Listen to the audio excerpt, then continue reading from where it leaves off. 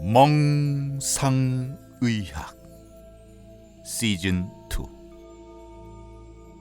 난치병 치유를 위해 산으로 간 의사, 자연치유 아카데미의 조병식 원장과 한방의 과학화를 위해 연구하는 한의사, 전 한국한의학연구원 원장 김기옥 박사가 건강한 의료 이야기를 여러분께 전하기 위해 함께합니다. 문희정 아나운서의 깔끔한 진행과 더불어 웃음과 치유를 안내하는 멍상의학은 내 몸을 위한 잠깐의 휴식과 정보를 드리기 위해 항상 노력하겠습니다. 멍상의학은 난치병을 대하는 옳은 정보와 바른 생활 습관에 대해 이야기합니다. 팟캐스트 멍상의학은 EJ 생활역사협동조합이 제작 배포합니다.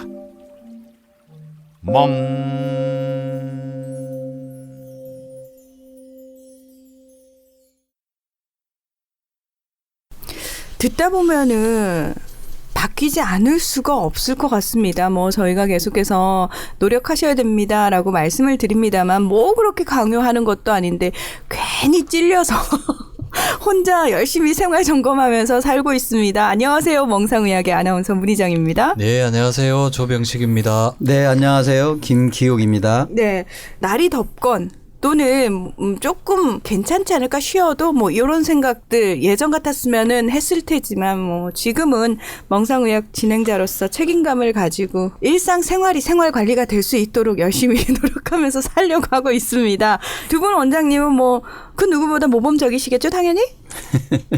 요즘 워낙 더워서. 우리가 자꾸 덥다 하면 더 더워지는 것 같더라고요. 그래서 이 뭔가에 몰입을 하고 있으면 더위도 잠시 잊어버리거든요. 아유, 원장님 그런 얘기 말고 너무 교과서적이잖아요. 때로는 좀 이렇게 우리가 공기 좋은 곳에 또 시원한 곳에 이런 곳에 가서 뭔가에 집중을 좀 하고 있다와 때로는 멍할 때 긴장과 이완이 연속이 돼야 돼요. 계속 이완만 돼도 안 되고 또 계속 긴장만 돼도 안 되고 때로는 스케줄을 잡아가지고 요만큼은 긴장을 했다 또 요만큼은 이완을 시켰다 이런 식으로 해서 우리가 좀 멀고 길게 보는 단말마적으로 그냥 그 목표를 향해서 그냥 막 불나방처럼 가는데 때로는 우리가 이 쉼표를 잘 찍어야 인생도 롱런을 하고 건강도 유지할 수 있다 이렇게 보고 있습니다. 그래서 쉬는 것을 잘 계획을 잡아갖고 쉬는 것도 중요하다 이렇게 보고 있습니다. 근데 이게 참 잘 쉬어야 되는 게 어떤 의미냐면요. 사람 심리가 묘한 게 운동을 하거나 무언가를 꾸준히 하는 습관을 들이는 데는 시간이 꽤 많이 걸려요. 근데 그걸 한번 놓고 쉬는 거, 그다음에 쉰 다음에 다시 복귀한다라고 표현을 하잖아요. 잠깐 쉬었을 뿐인데 그 오랜 시간을 걸려서 들였던 그 습관들 어찌 그렇게 순식간에 날아가는지요. 이게 참 아이러니합니다. 예. 그래서 이게 이제 휴식과 일상생활과의 관계에서 보면 우리가 보통 일을 하는 게 그냥 스트레스로 되는 경우가 참 많거든요. 그렇죠. 예. 저번에도 저희가 방송에서 말씀드렸지만 이걸 어떻게 좀 즐기면서 할 수 있을까? 이런 방법들을 찾으면 좋겠고요. 그리고 어쨌든 회사가 나를 그렇게 몰아붙이더라도 나는 쉼표를 찍는다. 이런 주장과 용기가 필요하겠습니다. 네. 자, 여러분 쉼표 잘 찍으시고요. 다시 일상으로 잘 돌아오셔야 되는 게 맞고요.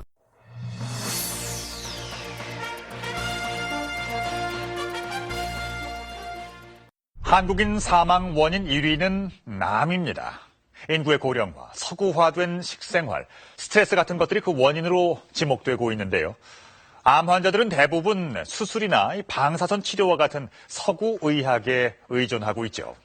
우리의 전통 한방의술과 접목되어 있는 항암 천연 신약 개발도 물론 속도를 내고 있지만 서양의학이 지배하고 있는 의료계 풍토에선 작은 시도조차 배척당하는 상황입니다.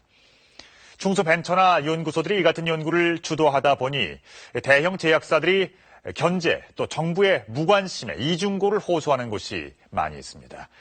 김종수 기자가 천연 항암제 개발의 실태와 전망에 대해서 취재해보았습니다. 암이란 판정을 받는 순간 환자들은 절망감 속에서 더 효과적인 치료법에 대한 믿을 만한 정보를 갈구합니다. 인터넷과 언론 매체에서는 암 종류별로 명의를 소개하고 있지만 믿고 따를 만한 치료법을 찾기는 쉽지 않습니다. 다양한 치료법에 대한 정보는 여전히 부족합니다. 수술과 방사선 치료로 인한 부작용 때문에 대체의학과 천연물 신약 개발에 대한 기대감도 커지고 있습니다. 면역치료법은 항암제와 수술, 방사선을 주로 선택하는 기존 치료법에 대한 반성에서 시작됐습니다. 독일이나 영국이나 유럽은 통합치료를 하거든요. 면역도 올리면서 현대학 치료도 해야 결과가 더 좋다. 치료법의 특성상 오랜 기간 요양이 필요한 경우가 많습니다. 환자들은 도심에서 벗어나서 시도하는 이 같은 자연치유법과 한방 신약에 대해서도 믿을 수 있는 인증제도와 비용 부담을 덜 수 있는 보험 혜택 적용을 함께 바라고 있습니다. 천연물 신약에 대한 병원과 제약계의 반응은 어떨까? 항암 신약 개발을 위해 제약사와 협업으로 해마다 수백억 원대 예산을 투자하는 한 대형 병원 연구소를 찾았습니다. 천연물 신약 개발에 대해서는 부정적인 전망을 밝힙니다. 천연 신약 관련해서 좀 질문 드려야 되는 그런 사례가 있는지는 천연물은 조금 개념이 조금 다른 면이 있습니다. 우리가 흔히 생각하는 그런 여러 가지 단일 성분의 신약하고는 조금 다른 면이 있기 때문에 신약 개발 예산으로 해마다 300억 원의 예산을 투입하는 신약 개발 사업단입니다. 항암제 개발을 지원하고 있지만 천연물 신약 개발 업체에 대해서는 노골적인 불신감을 드러냅니다. 정부 예산을 연구소나 업체에 장기적으로 지원하는 다른 사업단도 마찬가지입니다. 특히 이제 한약제라든지 인삼도 마찬가지지만 그게 수많은 성분이 들은 토탈 개념의 효과거든요, 사실. 천연물 항암 신약에 대해선 언급조차 꺼리는 곳도 있습니다. 기존 제약업계는 잠재적인 경쟁 관계가 될 수 있는 천연물 항암 신약을 아예 무시하겠다는 태도입니다. SB 주사제를 개발한 벤처 제약사는 뿌리 깊은 양한방 갈등 탓에 천연물 신약의 설 자리조차 없다고 하소연합니다. 대형 병원에서만 이루어질 수 있는 대규모 임상은 요원하기만 합니다. 이런 어떤 천연물 신약에 대해서 사실은 굉장히 거부감을 많이 갖고 있는 것을 의사들을 한 100분 이상을 만나봤지만 다 이구동성으로 한 99분은 애시당초 얘기조차도 저한테 안 하려고 하시는 분들 대부분이시죠. 오히려 천연물 신약에 대한 긍정적인 평가는 의료 선진국에서 나오고 있습니다. 세계적인 암치료 권위자인 MD 앤더슨 센터의 김의신 박사는 천연물과 한방을 통한 면역체계 강화가 최근 암치료의 핵심이라고 말합니다. 한방에서 오랫동안 써오던 생약들이 주로 그 전반적인 그 면역을 높인다는 것이 옛날부터 알려져 있어. 미국 의료계에서도 탐낼 만큼 잠재적인 경쟁력이 있다고 강조합니다. 인제서 미국서는 지난 10년부터 이 한방에 대해서 관심이 있어요. 모든 큰 병원, 대학병원, 특히 암병원들이. 한의학계는 오래전부터 천연물 신약에 대한 객관적인 검증을 시도해왔습니다. 이곳에서 자체 개발한 인삼 원료 항암 신약의 경우 암세포의 성장을 억제하는 효과가 있다고 알려져 있지만 효과에 대한 검증 작업은 계속되고 있습니다. 한약은 습이 약해가지고 금방 이렇게 손이 닿으면 녹아요. 특유의 향도 있는 거고요. 네, 그렇죠. 한방제제는 이 같은 천연약제로 만들어져 중증 환자의 면역 체계를 강화시킨다는 사실은 널리 알려져 있지만 관련 임상과 구체적인 치료 효과에 대한 연구는 여전히 진행 중입니다. 한의학계는 암치료와 관련해 이미 나온 천연물 신약과 비방처럼 전해지는 치료법도 검증해서 활용의 폭을 넓히자는 유연한 입장입니다. 개선할 부분이 있다는 말씀이죠? 있죠. 그런 장을 마련해줘야 되거든요. 그렇게 되면 이제 비방도 다 쏟아져 나오고 좋은 효과를 가진 걸 갖다가 한의사 전체가 공유를 할 수가 있다는 얘기죠. 반면 국립암센터 측은 천연물 신약에 대해선 엄격한 규제가 적용돼야 한다는 입장입니다.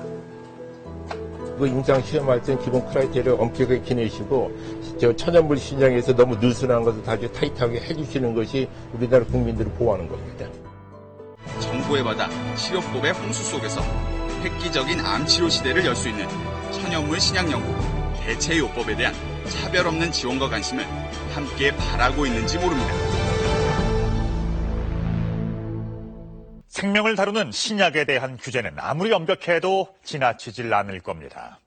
하지만 밥그릇 싸움의 또 편견 때문에 천연물 항암제가 설탕조차 없는 것은 분명히 부당해 보입니다.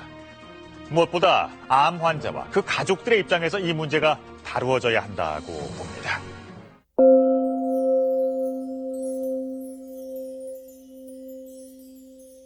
저희가 암과 관련해서 자연치유법에 대한 말씀도 드렸고 천연물과 관련된 말씀도 드렸고 정말 최신의 항암제 이야기 다 드렸는데요. 또 우리 한방에서는 암이라는 질환을 어떻게 치료하고 있는지 또 천연물 얘기가 나왔기 때문에 더더욱 그 부분에 있어서 한방적인 치료법에 대해서 궁금해하시는 분들 많으실 것 같아요. 네, 일반적으로 치료들이라는 것이 처음에는 잘 듣다가요. 시간이 지나면서 또 거기에 적응을 하면서 효과가 떨어지는 것이 천연물의 특징이에요. 네, 우리 몸 속에 장신경총이라는 그런 이제 구조를 가지고 몸을 많이 적응을 해요. 사실은 심지어는 이 우리의 성격이라든지 여러 가지 장내 환경을 그 자체 안에서도 조절을 하고 있다는 얘기거든요. 그러다 보니까 이 천연물이라는 것이 굉장히 많은 기대를 하고 있지만 때로는 잘 안 되는 경우가 많아요. 예, 그것은 이제 결론적으로는 장 속에서 선택적으로 흡수를 한다는 것이 좀 문제점이 돼요. 그래서 이제 많은 난관을 극복하는 방법으로 표적 치료라는 것 중에 이제 최근에는 이제 이 천연물이라는 걸 많이 인용을 하는데 이 천연물이라는 것은 그 특성이 어떤 면에서 보면은 이미 정해져 있고 많은 좋은 성분들이 있지만은 그걸 다 흡수하지 않고 또 체질에 따라서는 선택적으로 흡수한다는 것 이런 것 같은 것들이 이제 가장 좀 큰 문제점으로 되고 있어요. 어쨌든 대부분 병원에서도 보약을 먹지 말라. 한약을 쓰지 말라. 이런 얘기를 하는데 왜 그러냐면 이 면역을 무한적으로 높인다고만 좋은 게 아니다라는 것이에요. 무한적으로 높이는 것이 아니고 살살 올려야 되고 최근에는 이제 한약에서도 암에 대해서 전이가 안 되고 계속 말씀을 드리지만 줄기세포라는 것을 줄이는 방법 중에는 그 세포의 단백질을 끊는 네, 그런 쪽에 대한 연구가 많이 되고 있어요. 세포 자체 내에 단백질을 선택적으로 끊어버리면 결국은 오프가 된다. 스위치가 온이 아니라 오프가 된다. 이런 쪽으로 최근에 많이 찾느라고 노력을 하고 있어요. 그래서 지금 현재로 봐서는 무조건 그 한방이라는 것 자체는 보호하는 것. 우리 한방에서 이제 보험, 보양 이런 식으로 보호 이런 쪽으로 하는데 무조건적인 면역보다는 실질적으로 같이 이 서양의학이나 과학으로 연구를 하다 보면은 언젠가는 단백질을 끊어서 암세포뿐만 아니라 암 줄기세포도 조절을 할 수 있는 그런 약물을 찾을 수 있다고 봅니다. 최근에 서양의학에서는 컨벤셔널 파마콜로지라고 해서 어떤 그 성분이 세포에 미치는 영향 또 그다음에 동물 실험, 그다음에 임상 실험 이렇게 하다가 보니까 너무 시간이 많이 걸리고 비용이 많이 들어요. 심지어는 1,000억, 2,000억 이렇게까지 들어가는 것을 하다가 보니까 그것이 환자들한테 다 전가가 되는 거예요. 약값으로. 그러니까 너무 비싼 거예요. 좀 찾아낸다고 해도 너무 비싸기 때문에 치료를 못하고. 그래서 이제 리버스 파마콜로지라고 해서 옛날 문헌에 효과가 있던 것들을 선택적으로 실험을 해요. 그런 다음에 동물 실험하고 그다음에 세포 실험을 해요. 이런 식으로 거꾸로 가다 보니까 훨씬 더 빠른 것을 찾아낼 수 있는 그런 방법이 생겼어요. 그래서 이제 서양의 다국적 제약회사들이 남미라든지 아프리카, 또 이 한국, 중국 이런 데에서 쓰는 약재들에 대해서 굉장히 많은 관심과 또 노력을 하고 있어요. 거기에는 한약의 특성이라는 것이 있기 때문에 아까도 말씀드린 근본적으로 선택적으로 작용한다는 것이 이제 우리가 봐서는 체질이라고 보거든요. 맞춤의학의 가장 그 중요한 것은 체질이라는 것을 감안을 해야 되고 또 그 약물의 특성을 알면서 이것을 표적 치료라든지 근본적으로 치료할 수 있는 방법으로 통합의학으로 연구를 해야 된다. 이렇게 보고 있습니다. 그 천연물이 처음에는 효과가 좋지만 점점 효과가 떨어진다라고 말씀하신 게 우리가 흔히 말하는 화학약의 어떤 내성을 생기는 것과 비슷한 의미라고 보여지나요? 예, 저도 이제 그 점에 대해서 좀 연구를 해본 바가 있는데 네. 저는 또 자연치유를 한 지가 또 11년째 되다 보니까 뭐 되도록이면 화학적인 물질을 사용하지 않고 자연적인 천연적인 물질을 활용하는 쪽으로 지향을 하거든요. 근데 이제 물론 천연물도 우리 김 원장님 말씀처럼 내성이 생기긴 해요. 전혀 안 생기는 건 아닙니다. 근데 생기는 게 훨씬 더디다. 저는 그렇게 판단을 하죠. 그러니까 이게 이제 면역 증강 물질 같은 경우도 사용을 해보면 일정 수준까지 이제 올라가다가 이게 좀 효과가 떨어지는 경우들이 간혹 있거든요. 보통은 면역을 높이는 것들이 다당체 물질들이거든요. 이게 얘는 완전히 소화분해가 안 돼요. 장까지 내려와야 얘가 작용을 하게 되거든요. 완전히 소화분해가 다 돼버리면 작용이 안 되는 거죠. 그래서 또 제가 또 공부를 해보니까 또 다당체가 육모세포를 작용을 좀 방해한다. 그렇게 나와 있더라고요. 이제 육모세포를 통해서 제대로 흡수가 되어야 또 얘네들이 작용을 하는데 그 기능이 떨어지다 보니까 한 6개월 이상 쓰고 나면 이렇게 면역 증강 효과가 떨어진다든지 뭐 이런 부분의 문제는 있다고 봅니다. 그렇지만 화학적인 것들보다는 훨씬 내성이 생기는 것들이 덜하지 않는가? 거의 뭐 배 이상 오래 쓸 수 있는 것으로 생각을 하고 있습니다. 그러면은 문득 이제 드는 생각이 이제 뭐 질병에 걸린 질환을 앓고 계신 분들도 이 방송을 들으시지만 대다수 아직까지 뭐 특정 질환에 걸리지 않으신 분들이 방송을 많이 들으시는데 우리가 흔히 왜 어떤 뭐 달인물이 좋대더라 이러면은 괜히 물 대신에 그 달인물을 드시는 분들도 꽤 많으시고 한 번 뭐가 좋다 그러면은 그냥 우리 가족은 어릴 때부터 늘 이걸 먹었어 라는 식으로 천연물이니까 별다른 어떤 부작용이 없을 거라고 생각을 해서 같은 음식을 쭉 아주 장기간 복용하시는 경우가 대부분이시거든요. 네. 그런 거는 별다른 문제가 없나요? 그러니까 이제 그것이 자기한테 맞아야 되는 것이고 네. 경우에 따라서는 이제 별로 안 만들면은 네. 그것이 흡수가 안 되거나 심지어는 이제 그 독소로 작용을 하는 거예요. 이 한약이라든지 천연물도 이제 우리가 음식으로 먹는 것은 가장 안전성이 있는 것이기 때문에 먹는 거거든요. 네. 그러나 한약이라든지 뭐 그런 약물질은 독으로 다 독을 치료하는 거거든요. 그래 독성이 전혀 없지만은 오래 먹어서는 안 좋은 것도 있을 수가 있습니다. 그 경우에 따라서는 이제 비타민도 계속 먹으면 안 좋다. 그런 얘기도 하고 그러는데 어쨌든 계속 먹으면 경우에 따라서는 이제 그것에 대한 알레르기가 형성되는 경우도 있어요. 그래서 이제 주의해야 되는 것이고 그다음에 이제 가장 안전성 있게 먹는 것은 생으로 먹는 거예요. 그러니까 산삼이라는 걸 캐서 말렸다가 가공을 해서 먹으면 효과가 떨어진다고 보고 있습니다. 그러니까 자연 상태, 그러니까 비타민도 역시 그냥 천연의 상태에서 바로바로 따서 먹는 것이 제일 그래도 효과적으로 흡수하는 방법이다. 라고 보는 것 중에 하나거든요. 마찬가지로 가능하면 모든 물질은 그때그때 생산될 때 먹는 것이 좋아요. 물론 몇몇 가지는 예를 들면 귤 껍질 같은 경우는 오래 묵어야 이제 또 효과가 좋다라는 것들도 있고 지금 말씀드린 대로 끓여 먹으면 좋으냐 모든 게 다 그렇지는 않아요. 상기생이라고 이제 우리가 요즘 좋다고들 뭐 그냥 산에 있으면 다 캐다가 잡수는데 사실은 그것이 흡수되는 방법은 저온 추출이에요. 옛날 문헌에도 있어요. 그런 것들은 약을 다릴 때 처음부터 끓이는 게 아니라 마지막으로 잠시 하거나 아니면 이제 그 한약에 보면 위에 왜 문종이로 이렇게 네. 약당제 우리 했지 않습니까? 네. 그것이 바로 이제 냉각 방법이에요. 우리가 수증기로 올라간 다음에 거기서 급냉을 시키면 거기에 녹아서 밑으로 다시 떨어져요. 그런 것처럼 저온 추출을 해야 돼요. 거의 한 80도 정도 펄펄 끓지 않도록 하면서 추출하는 그런 방법이 요즘에 이제 기계도 그런 것들이 나오는데 이 상기생이라는지 이것이 좋다고 산에 가서 끊어다 뭐 너도 나도 너무 좋다고 먹지만은 사실은 저온 추출 방법으로 해야 되는 것이고 지금 우리 주사로 맞고 있는 미질토라는 상기생 추출물을 지금 항암제라고 맞고 있는데 그것이 바로 그런 추출 방법으로 했기 때문에 효과가 있는 것이에요. 그냥 끓여서 주사를 한다 하면 효과가 거의 없거나 조금밖에 없어요.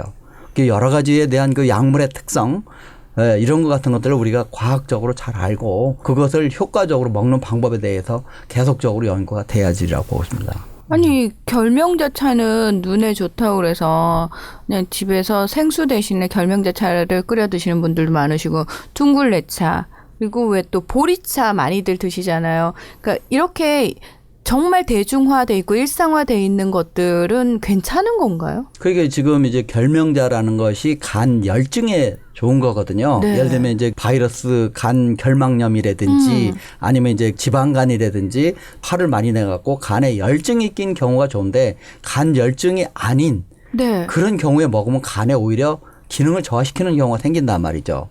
그래서 이제 그것이 정확한 진단과 그 약물의 특성을 알고서 써야 된다는 것이거든요. 무조건적으로 뭐가 좋다.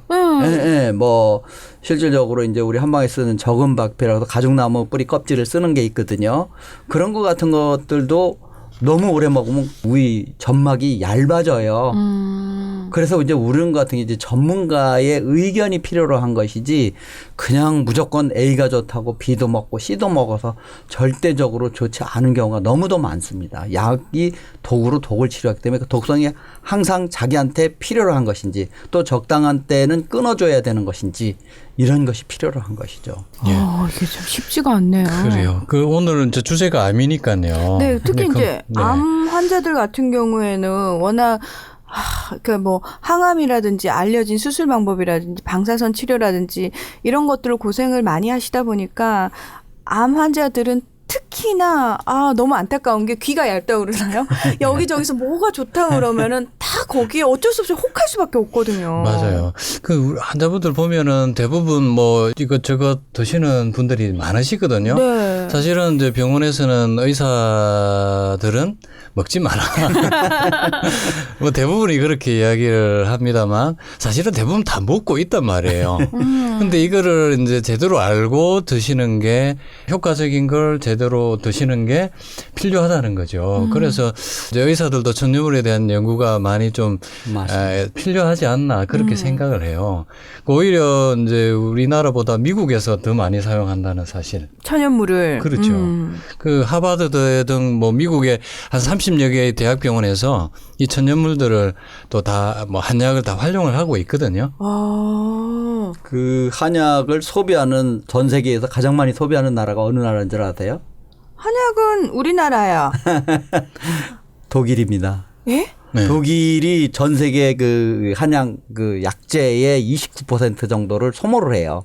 그리고 아시안 전체를 다 합쳐도 한 23% 정도 돼요. 그럴 정도로 독일에서는 그 천연물에 대한 연구가 굉장히 많이 되고 실제로 많이 일상적에서 처방되고 있고 소모가 되고 있어요. 저는 독일 사람들이 우리처럼 한약 보약 먹는다는 얘기를 들어본 적이 없는데요. 네. 그런데 대신 이제 그 사람들은 다 액기스로 먹어요. 거의 대부분. 우리처럼 우리나라에 이제 그 뭐 한 말씀이지만 이제 한의사와 의사의 차이점이 어디에 있는 줄 아세요? 처방을 한의사는 할 수가 있어요. 아무렇게나. 그런데 대신 이제 뭐가 있냐면 한국의 한의사들은 생약만 처방할 수가 있어요. 생약만. 네. 그러니까 액기스로 나와서 그걸 섞어서 따로따로 이렇게 준다는 것이 원래 한의사 쪽에서는 법적으로 문제가 되는 거예요. 그러니까 가공하지 말고 써야 된다다 보니까 우리가 지금 여러 가지 장애가 있거든요.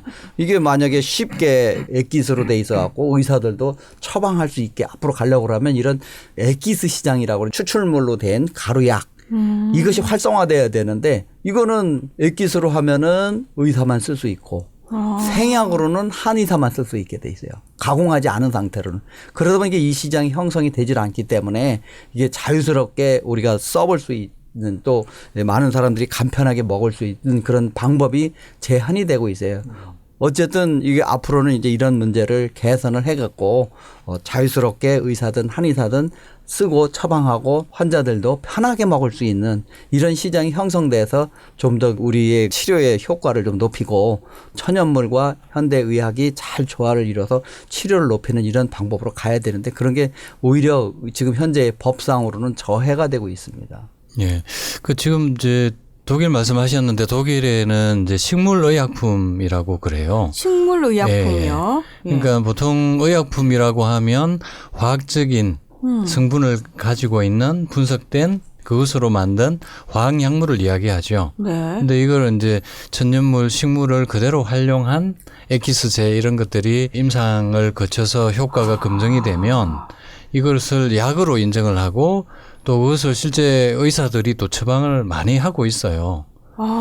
그리고 지금 미국에서도 FDA에서 지금 식물의약품을 많이 인정하고 있는 추세고 연구도 많이 하고 있고요. 일본에서도 의사들이 한약을 많이 처방을 해요. 실제로 지금 오히려 이제 거꾸로 들어오고 있는데 저희들이 이제 임상통합의학 암학회에서 11월 달에 저희 다 지금 학술대회 준비를 하고 있는데 이제 일본 분을 모시고 와서 이 동아의학 치료에 대한 경험들을 듣기로 되어 있거든요. 그럼 이제 일본에는 이제 한의사 제도가 없기 때문에 의사들이 이 한약 천연물을 활용해서 또 처방을 해서 동합 치료를 하고 있는 거죠. 그래서 이게 이제 세계적인 추세로 이렇게 가고 있는데 우리나라는 아직 제도적인 제약이 아직 많은 거죠. 우리가 머릿속에 이제 한약 제제라고 생각을 한다면, 한약이라고 한다면 말 그대로 한의원에서 왜 이만한 상자에 딱 비닐팩으로 담겨져 가지고 그것만 생각을 하는데, 그게 아니라 실질적으로 이게 우리가 흔히 뭐 접하는 비타민제라든지 건강보조식품 또 약처럼 그런 제형으로 만들어진다는 의미인 거죠. 그렇죠. 그걸 이제 좀 더 그 캡슐화해서 한약이 대부분 쓰지 않습니까? 그렇죠. 네, 또 맛이 이상하지 않습니까? 그것을 이제 먹을 수 있게 그렇게 캡슐화 한다든지 아니면 이제 알약으로 해서 혀에서 좀 빨리 통과하게 그렇게 하는 여러 가지 그 액기스 또는 이제 알약, 타브렛이죠. 이런 같은 게 이제 만들어져야 되는데. 그렇게 되면 훨씬 한약 먹기가 편할 것 그렇죠. 같은데요. 또 안전성도 있고. 예. 왜냐하면 그 생약이라는 것이 시간이 지나면 벌레가 먹거나 또 변질될 수가 있어요. 그런데 이제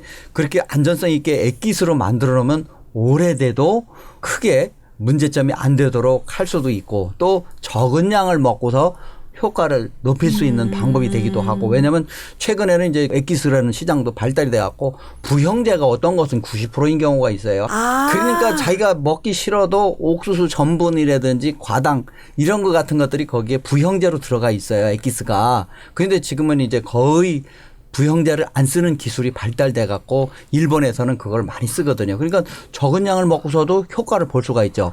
우리는 먹기 싫어도 그 많은 양을 갖다가 다 먹어야 돼요. 네, 다 몇 번에 나눠서 먹어야 되는 그런 상황이거든요. 근데 이걸 못 하는 게 아니고 시장이 없어서 그래요. 그 시장이 잘 되면은 우리나라에서 그걸 충분히 만들 수가 있는데, 그게 이제 안 되다 보니까 의사들도 한약을 달여서 줄 수는 없고, 또 한의사들은 먹기 쉽게 액기스를 줄 수가 없고, 이런 지금 법을 빨리 고쳐서 이 시장이 자유롭게 움직일 수 있도록 그렇게 해줘야 됩니다. 예.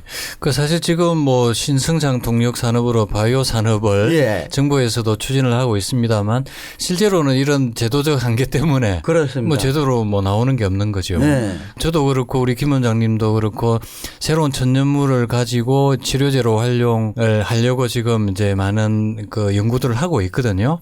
그럼 지금은 사실은 이제 식품 수준이에요. 그렇죠. 예. 지난번에 만성신부전증 얘기도 했습니다만, 현대의학에서는 만성신부전증은 치료가 안 된다 이렇게 되어 있지만 많이들 호전이 되거든요. 그러다 보니까 이제 중국에서도 미국에서도 많이 오세요. 치료를 하기 위해서. 이거를 좀 더 많은 분들에게 활용을 할 수 있으면 좋겠다는 생각을 가지고 연구를 하고 전임사항 단계에 들어가 있는데, 우리나라에서는 아직 여기에 대한 제도적인 한계가 많기 때문에 제가 이걸 가지고 독일로 가져가야 되나? 뭐 이런 고민까지 하고 있는 거죠. 근데 이 얘기를 듣다 보니까 딱 드는 생각이, 일반 그 시민들은 어떻게 생각하냐면 한약을 왠지 달여야 될 것 같고, 그 달인 건 물의 형태잖아요. 네, 그렇습니다. 그게 한약이지, 이걸 만약에 우리가 흔히 먹는 약, 서양 의학에서 주로 사용하는 그 약 제형으로 만들면 그 과정에서 뭔가 변질이 되거나 오히려 안 좋은 화학 성분이 첨가돼서 차라리 그냥 지금 한의원에서 주는 그 비닐팩에 넣어진 그 상태가 더 낫지 않을까라는 생각을 막연히 할 수도 있을 것 같거든요. 맞습니다. 그게 이제 거의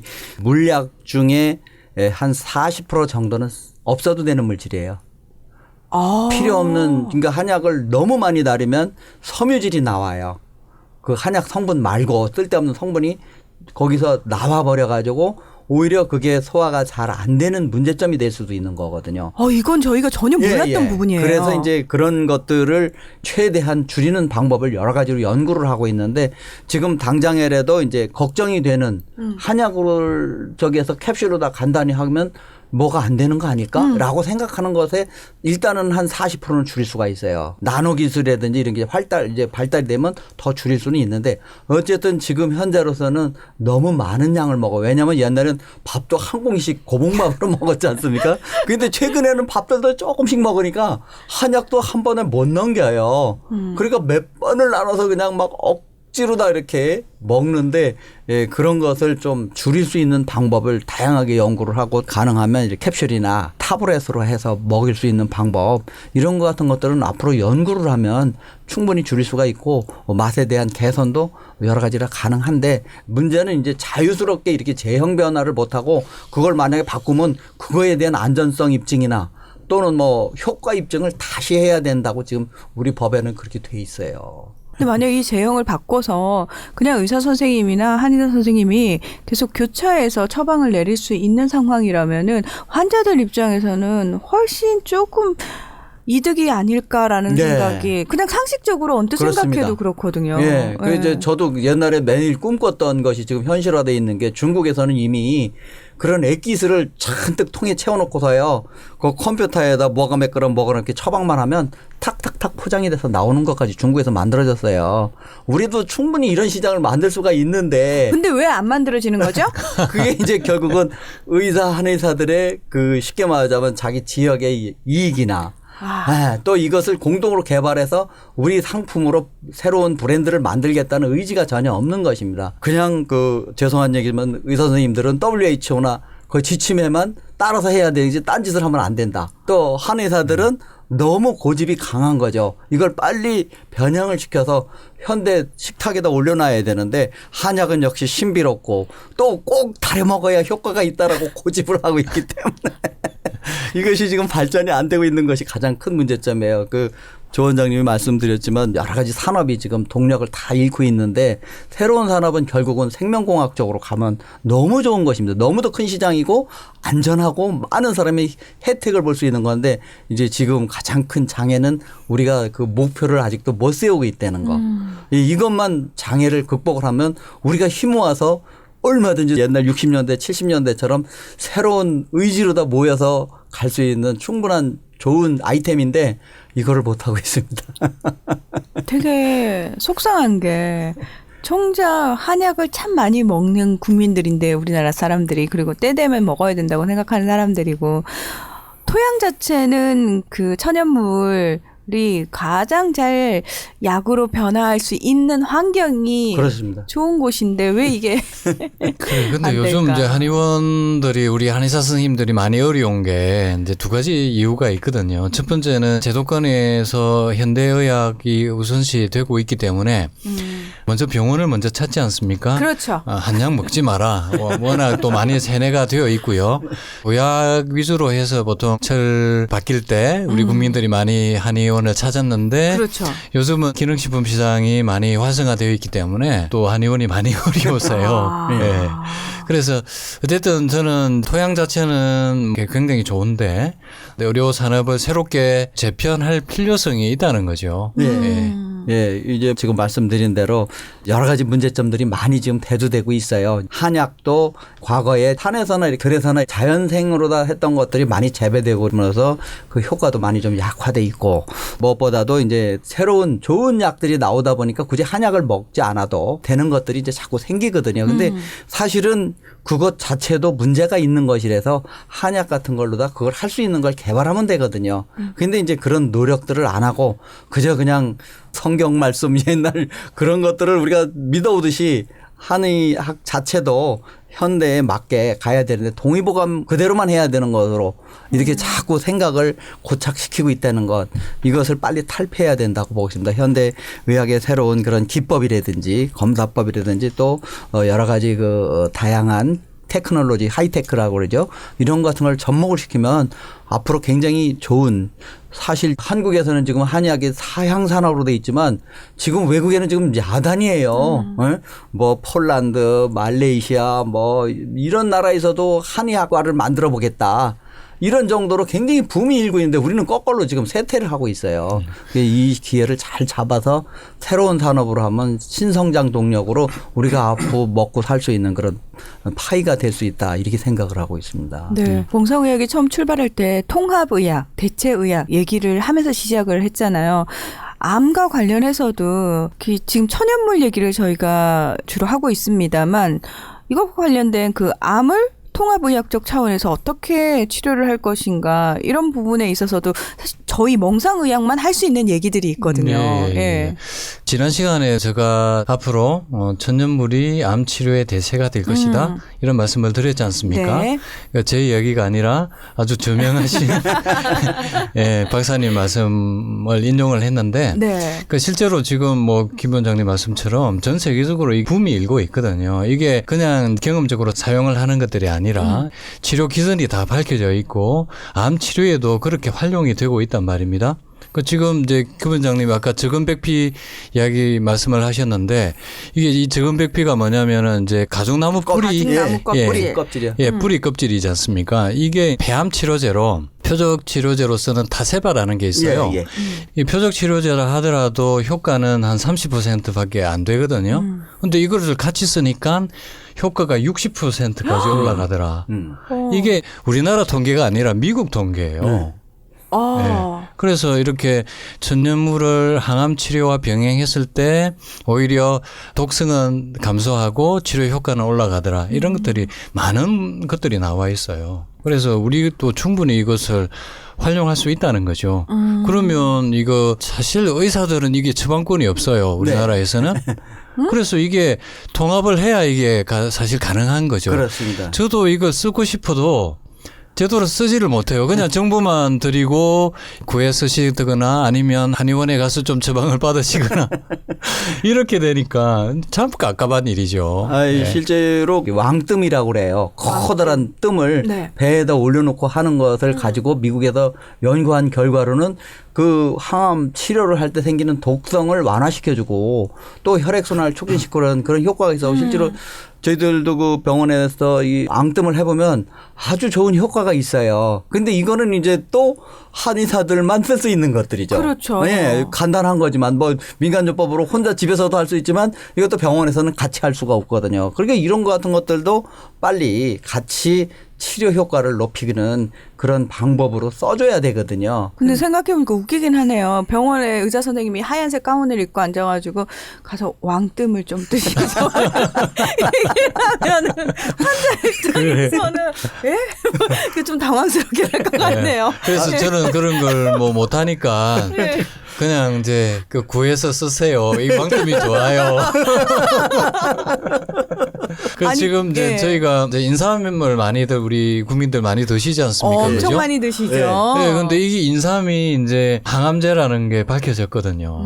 네, 그 기전까지 밝혀졌어요. 네. 인삼에 있는 사포닌이 암 유전자 중에 베타카테닌이라는 게 있어요. 근데 이것을 억제하는 것으로 밝혀졌어요. 네. 그래서 지금 한의원에서들 뭐 산삼약침 뭐 이런 것들 많이 쓰시는데 이게 그만큼 또 효과가 있는 게 밝혀진 거죠. 예. 그래서 요즘도 뭐 인삼들 많이 챙겨 드세요. 환자분들에게. 예, 그렇게 말씀을 드리죠. 예. 뭐 일단 그 인삼은 특히 그 소음인이라 그러면 아주 좋은 효과가 있다고 이제 봐야 되거든요. 그런데 이제 또 그것도 역시 그 선택적으로 작용을 하기 때문에 잘 안 맞는 사람들은 또 효과가 적어요. 자꾸 한약을 연구하고 한약을 할 적에 한의학의 본질이라든지 이런 것 같은 건 또 무시한 채 서양의학이라는데 현대 약학에서 하는 방법으로 해서는 또 달라지거든요. 예. 그래서 이제 그것을 사포닌이라는 것만 이제 추출을 해서 하는데 인삼 자체가 또 사포닌만은 아니거든요. 다양한 또 그 배당체라든지 또 여러 가지 지금 봐서는 효소가 한 3가지 정도 지금 밝혀져 있거든요. 그런 것들도 다 간여를 하는 것이에요. 그래서 어느 한 성분을 서양의학적으로만 연구할 게 아니고 사실은 맞춤의학으로 체질을 맞춰서 꼭 써야 될 사람한테 써서 좋은 효과를 일으키는 방법을 찾으면 이 표적 치료라든지 맞춤의학 이것도 더 일부 발전해 가지고 이게 이제 안전성과 균일한 효과를 일으킬 수가 있는데 다른 체질에는 안 맞거든요, 효과가. 예, 그런 것 같은 것들이 이제 앞으로 연구돼야 될 것 중에 하나라고 보는 거죠. 그러니까 이런 부분이 지금 말씀하신 연구가 되게 시급한 이유가 뭐냐면 우리나라에서는 뭐가 좋다더라 이러면은 그냥 다 그쪽으로 몰려요. 네. 홍삼이 지금 굉장히 인기가 많잖아요. 그러니까 홍삼은 심지어 체질에 상관없이 다 좋대더라 이러니까 홍삼 뭐 그 청뿐만 아니라 캔디, 껌 종류별로 쫙 나와서 다 홍삼을 드시잖아요. 예. 근데 정말 저는 이런 게 괜찮을까라고 의구심이 나는 식품들이 홍삼뿐만 아니라 굉장히 많거든요. 맞습니다. 그러니까 네. 지금 우리나라가 그 좋은 약재가 나오는 것이 그 기후와 토질 때문에 그래요. 실질적으로 인삼이 잘 되는 것은 부여에서 개성까지거든요. 아, 딱 정해져 있구나. 예. 그것이 이제 그 지역이 게르마늄이 좀 많은 층이라고 보는 거예요. 그래서 이제 그 중국에서도 고려 인삼이라고 한국 인삼을 추점했던 이유가 기후와 토질 때문에 그렇거든요. 그런데 이제 그것의 단점은 뭐냐면 체질이 안 맞으면 상열 현상이라고 해야 돼요. 우리가 이제 실질적으로 체온을 잡아서는 온도가 안 올라가는데 느낌상 머리가 뜨끈뜨끈하든지 가슴이 뜨끈뜨끈해지는 현상이 생겨요. 아, 그게 부작용이다. 라고 생각을 하는 거예요. 그렇죠. 근데 실제로 이제 그것이 누적이 되면 혈압이 올라가거든요. 흥분이 잘 되는 사람인데 자율신경을 또 흥분을 시켜버리면 더 흥분이 돼가지고 피곤해져요. 그것이 상열 현상이다 이렇게 얘기를 하는 것이라서 적은 양을 먹을 때는 인삼의 특징이 안정적인 효과가 있고 많은 양을 먹으면 흥분을 하는 효과가 있어요. 똑같은 한 가지 약이라도 말머리를 오른쪽으로 당기면 오른쪽으로 하고 왼쪽으로 당기면 왼쪽으로 가는 것처럼 똑같은 성분이지만 적은 양을 먹을 때는 안정 효과가 있는데 많은 양을 먹으면 흥분 효과가 있어요. 그런 것처럼 이것이 그 다양한 효과를 일으키는데 홍삼을 만들면은 안전하다. 그러지만은 아까 말씀드렸듯이 53가지 정도의 효소 중에 한 5가지 정도가 파괴돼요. 그러니까 이제 그런 성분이 조금 줄어드니까 체질에 관계없이 먹을 수 있다. 그러지만 사실은 그게 아니거든요. 저희들이 이제 최근에는 그 LAM이라고 이제 삼이 맞는지 안 맞는지 뭐 이런 거 같은 것도 다 피검사를 통해서 그걸 찾을 수가 있거든요. 그런 걸로 해보면은 역시 체질이라는 것이 있다는 것을 알 수가 있어요. 안 맞으면 역시 면역이 떨어지거든요. 이게 통합의학이 좀 빨리 돼야 될 게 뭐냐면은 말씀을 들으면서도 두 분 전문가께서 한 환자를 놓고 의논을 하셔가지고 합의하에 처방전이 나와야 되는 것 같아요. 예, 그럼요. 그렇죠. 예, 그렇습니다. 여러 가지 모델이 있지만은 저는 이제 대만 쪽 같은 데는 의사든 한의사든 7년을 공부를 해야 돼요. 그래서 2가지를 다 공부를 해요. 네, 그래서 이제 7년 지나면 한 가지 자격증을 줘요. 그다음에 이제 8년째 인턴십을 딴 데 가서 하면 다른 면허도 2가지를 주는 거예요. 그래서 의사들도 전통의학이나 보안 대체의학 공부를 해야 된다는 것으로 봐요. 그런 과정을 좀 거쳐서 개념이나 그것의 특징은 무엇인가라는 것을 이해를 한 다음에 우리가 어차피 지금 환자들은 다 먹고 있잖아요. 한약도 먹고 대체의학도 하고 다 하지만은 의사들은 한쪽만 알고 있잖아요. 또 한쪽만 해야 되는 걸로 생각을 하고 있잖아요. 그러니까 이게 수요가 공급이 지금 안 맞고 있는 거예요. 그러니까 어차피 우리 국민들은 2가지를 다 한다 그러면 의사든 한의사든 양쪽에 어떤 정도의 그 지식은 가지고 이것의 문제점이라든지 이것은 어떻게 돌파를 해야 된다든지 또 그런 연구가 더 활발히 돼야 된다. 이렇게 보고 있는 것 중에 하나죠. 예, 그래서 김 원장님하고 제가 또 일을 하나 만들고 있습니다.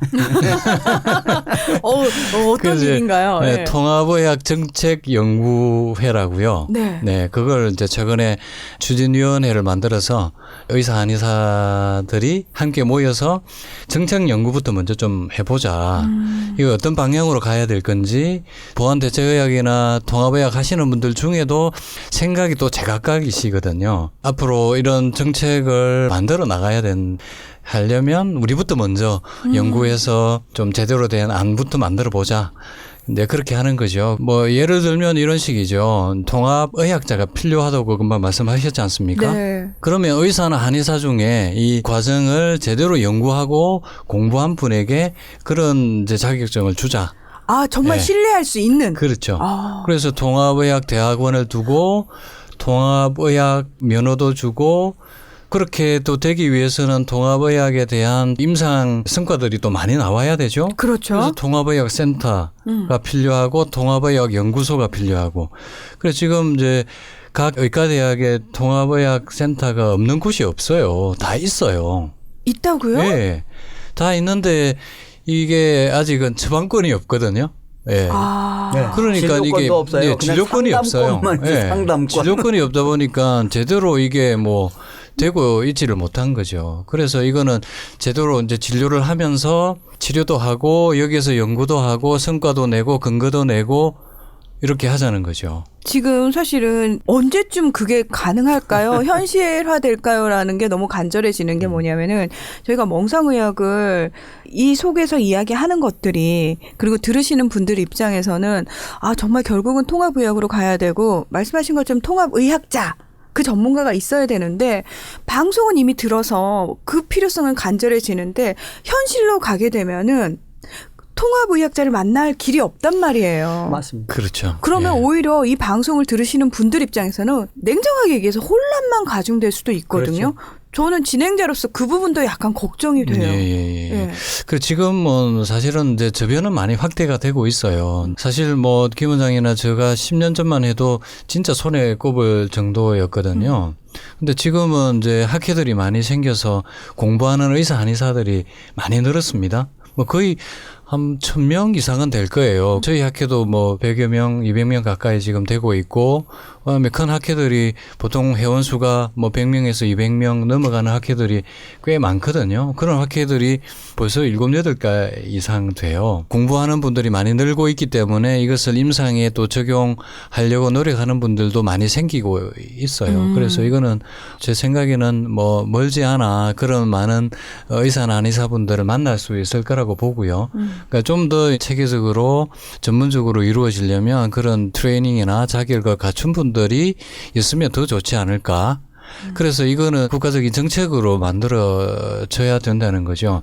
그래서 저희가 지금 일을 벌리고 있는 게 그런 정책 연구부터 하고 또 여기에 저희들만 할 게 아니라 뭐 시민단체나 소비자단체, 환우단체, 그다음에 국회, 그다음에 전현직 보건복지부 관료들, 언론사 간부들까지 이렇게 모시고 같이 올 하반기부터 아마 매달 세미나를 개최할 계획으로 있습니다. 예, K-팝, K-푸드 이러듯이 이제 K-메디슨을 목표로 하고 있는 거예요. 그러니까 한국의 의학은 뭔가 좀 다른 의학을 만들자. 그것이 이제 지금 의료 관광이 싱가포르 같은 경우에는 이제 시암 쌍둥이 그 두 아이가 붙은 것을 분리를 하는 데 성공을 했고 또 태국 같은 경우는 성전환 그런 같은 좀 나름의 노하우가 있어야 돼요. 그래서 저희는 그 핵심 기술을 이제 자연 치유를 통한 암 치료가 암이 우리나라가 많고 또 실제로 우리가 많은 환경 가운데서 이게 발달이 되거든요. 우리가 초등학생들도 핸드폰 다 들고 다녀가지고 우리나라 이렇게 핸드폰이 발달되는 것처럼 어차피 암이 많은데 암이 많은 경우를 가지고 우리가 연구를 해가지고 해결을 하고 또 이것을 하나의 새로운 의학을 만들고 의료 관광까지 끌고 가자. 이것이 이제 저희들 통합의학에서 하고 싶은 목표인 거죠. 두 분 원장님 말씀 들으니까 굉장히 장밋빛 미래 같습니다만 현실적으로 좀 찬물을 끼얹자면은 일단 의사 선생님들, 서양의학 하시는 선생님들 로비가 보통이 아닙니다. 그리고 그 뭐 한의사 선생님들 단체도 마찬가지고요. 본인들의 적나라한 표현을 빌리자면은 밥그릇 싸움에 있어서 자리 다툼에 있어서 국회의원들도 고개를 절레절레 흔들 정도고 국민들 입장에서는 아주 질릴 정도로 그 모습을 봤단 말이죠. 그럼 지금 말씀하신 두 원장님의 그 장밋빛 미래가 과연 구현될까? 그냥 쉽지 않을 텐데. 죄송합니다. 너무 맞아요. 예, 저희들도 죄송해요. 뭐 쉽게 생각하진 않고요. 최소한 10년 이상 이렇게 작업을 해야 뭐 가능하지 않을까? 그렇게 길게 잡는 것은 의사나 한의사들이 변화되는 데는 많은 시간이 걸릴 거기 때문에 거기에 기대를 하기보다는 우리 국민들의 요구에 저는 있다고 봐요. 국민들의 요구가 높아지면 정치권이 움직이고 정책이 바뀌게 되거든요. 그래서 국민들이 어떻게 우리 통합의학에 대한 요구가 높아진다면 저는 또 그렇게 방향이 갈 거라고 봐요. 또 두 번째는 세계적인 추세예요. 그래서 이거는 거꾸로 들어와요. 미국에서 들어오고 독일에서 들어오고 일본에서 들어오고 있기 때문에 그 추세는 거슬리지 못할 거라는 거죠. 참 이게 조금 아이러니한 표현이긴 합니다만 통합의학적인 치료를 받기 위해서 서양으로 나가야 되는 그런 그렇습니다. 상황이. 실제로 그러니까 돈이 있으신 분들은 나가는 거 아니에요. 그러니까요. 그것이 참 어떤 면에서 보면 이제 국민들이 희생이라면 좀 뭐하지만 감수해야 되는 그런 부분인데 제가 봐서는 보고 있는 거죠. 무엇보다도 정부의 의지가 중요하다고 봅니다. 조금 이렇게 서로 다툼을 해도 우리의 목표는 이거니까 가자라고 그거를 제시를 해줘야 되거든요. 방향을 다 이렇게 몇 년 차, 지금부터 15년 내지 20년 후에는 우리의 새로운 동력은 이쪽 BT로 간다라고 딱 제시를 하고 거기에 참여하기 위해서는 어떻게 해야 된다. 새로운 일자리가 여기에 있다. 생명공학이라는 것은 많은 사람이 참여를 할 수 있는 것이 좋은 점이거든요. 또 우리는 서양의학에 굉장히 많이 가 있고 생명공학이라는 것도 굉장히 많이 발달돼 있고 전자공학을 비롯한 나노 이런 같은 것들 너무 환경이 좋아요. 단지 뭐예요? 화합을 못하고 있는 거예요. 뭘로 가자라는 목표를 못 정하고 있는 거예요. 아유, 그 정책 정하시는 우두머리 그 자리에요. 네. 의사 출신 분들이 워낙 많이 앉아 계세요. 씨도 안 먹히는 얘기입니다. 현실적으로. 이게 이제 그것에 대한 것을 이제 국민들이 요구를 해야 되고 또 정부는 흔들리지 말고 그게 합리적이다라고 생각을 하면 그 방향으로 가줘야 되거든요. 근데 그냥 서로 싸운다고 아 이쪽 표가 많은가 저쪽 표가 많은가 그러니까 이쪽 저쪽 얘기도 안 하고 그냥 또 넘어가고 그러니까 정답입니다. 네, 그리고 이제 저희들 지금 국내에서 통합의학을 하고 있는 분들이 노력을 많이 해야 되겠죠. 과학적인 근거들을 좋은 결과들을 또 많이 내야 되고요. 실제로 지금 뭐 이 통합의학적인 치유법들은 이게 암을 중심으로 주로 만들어지고 있거든요. 저도 뭐 암을 연구하면서 또 이 길에 들었었고요. 우리나라 의료관광이 지금 주로 성형외과 그렇죠. 위주로 이루어져 있지 않습니까? 뭐 중국 분들이 많이 오시는데 지금 이제 중국의 암 환자분들이 우리나라 통합의학 쪽으로 많이 노크를 하고 있거든요. 저한테도 지금 노크가 와가지고 제주도에 통합의학을 할 수 있는 그런 이제 치유센터를 만들면 직접 오겠다. 지금 접촉 중에 있어요. 근데 그런 요구들은 갈수록 많아질 거라고 생각해요. 네. 실제로 그 질병의 종말이라는 책을 미국에서 쓴 의학자가 서문에도 보면 한국의 암 치료율이 훨씬 높다. 세계적인 또는 미국의 보다도 높다라는 것에 서문에다 써놓은 게 있는데 실제로 우리가 이렇게 통합의학을 쉽게 또 잘 할 수 있는 환경은 분명히 돼 있어요. 다만 그것을 엮어가지고 우리가 흔히 그러잖아요. 구슬이 서말이면 뭐하겠습니까? 엮어야지. 깨워야 보배죠. 깨워야지. 예. 예, 깨기만 하면 되는데 예, 또 목표만 설정해주면 우리나라 국민들은 또 잘하거든요. 굉장히 열심히 하는데 그거를 안 해주니까 전부 다 지금 태만하게 있다가 외국에다 그냥 모든 자원들을 다 뺏기고 있고 그런 상황이라고 보면 되겠습니다. 예. 그리고 우리가 오늘 주로 암에 대한 천연물 이 얼마나 도움이 되는가 이런 얘기를 하다 보니까 또 이런 이제 정책적인 이야기까지 하게 되었는데 정보를 좀 드려야 되니까요. 네. 우리 암 환자분들이 그래도 꼭 챙겨 먹어야 될 천연물들이 몇 가지 있어요. 네, 아유 예, 중요하죠. 그런 예. 부분들을 제가 몇 가지 말씀을 좀 드릴게요. 네. 먼저는 이제 항산화 물질이에요. 항산화 네. 물질. 항산화 물질이 암 억제 유전자를 활성화시켜요.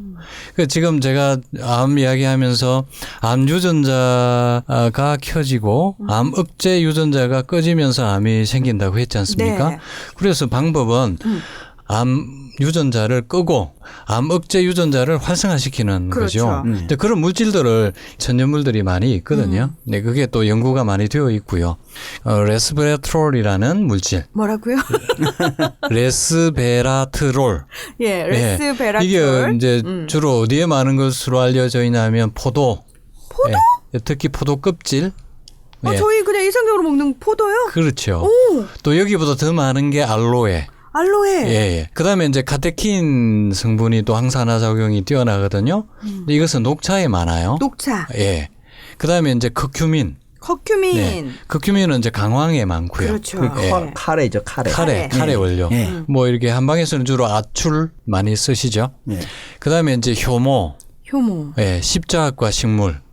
특히 십자학과 식물은 녹즙으로 많이 만들어서 드시거든요. 어떤 것들이 있죠? 십자학과 식물이면은 그 잎이 약간 네. 뾰족뾰족한 모양 아닌가요? 그렇죠. 이제 대표적으로 이제 배추라든지 네. 양배추, 납작하니 커지는 야채나 식물들이죠. 아, 예. 그걸 십자학과. 예.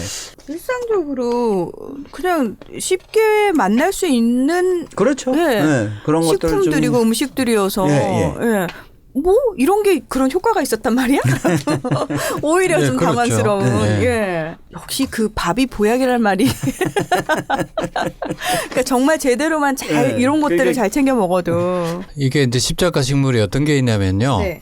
양배추, 브로콜리, 돌미나리, 신선초 뭐 이런 것들입니다. 저희 이거 일상적으로 만날 수 있는 것들입니다. 그렇죠. 네. 뭐 흔히들 많이 먹고 있고 이렇게 녹즙 재료로 많이 쓰고 있죠. 예. 네, 맞아요. 그래서 이런 것들을 이제 우리 환자분들이 하루에 또 한두 잔씩 녹즙으로 만들어 드시면 예, 도움이 많이 되겠습니다. WHO에서도 한국의 음식이 암을 예방하는데 도움이 된다라고 인정을 했어요. 네. 그 중에 이제 대표적인 것이 김치를 얘기를 하는 김치. 거예요. 예, 그 김치가 지금 시작과 식물들이 많이 들어간 데다가 발효를 했단 말이죠. 그렇죠. 예, 장내에서 쉽게 섭취되도록 그렇게 발전이 된 것이 이제 김치라고 보는데 서양에서는 잘 안 쓰는 향신료 중에 이제 대표적인 것이 마늘이라든지 고춧가루라든지 소스, 조미료 이런 것도 이제 큰 도움이 되는 것 중에 하나죠. 그러니까 일상생활 속에서 우리 밥상에서 참 자주 만날 수 있는 거예요라고 제가 말씀을 드렸습니다만 문득 그렇게 말씀드려놓고 보니까